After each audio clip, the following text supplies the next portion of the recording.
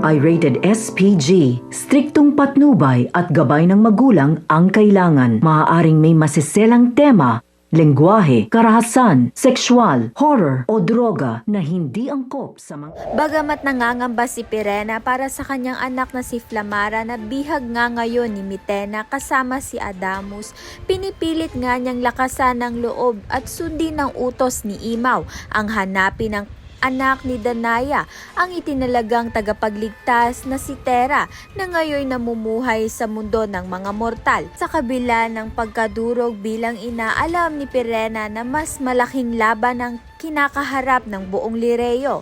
Ang tanging si Tera nga lang ang may kapangyarihang makatapos sa kadilimang bumabalot sa Encantadia. Samantalang sa kaharian ni Mitena, habang bihag ang mga sangre, patuloy nga silang pinipilit na ipagtapat kung nasa ng tagapagligtas. Ngunit nananatili silang tahimik, tapat at pinaniniwalaang kailangang manatiling ligtas si Tera. Sa tindi ng galit ni Mitena, binalak niyang paslangin si Flamara, isang hakbang na alam niyang nakakagising sa damdamin ng tagapagligtas na minsan nang nailigtas ang batang sangre. Habang papalapit na si Pirena sa mundo ng mga mortal, dama niyang nagiging totoo na ang propesiya, ang pagbabalik ng liwanag sa gitna ng kadiliman. Ngunit ang tanong, handa na nga ba si Tera sa kapangyarihang nakatanda sa kanya?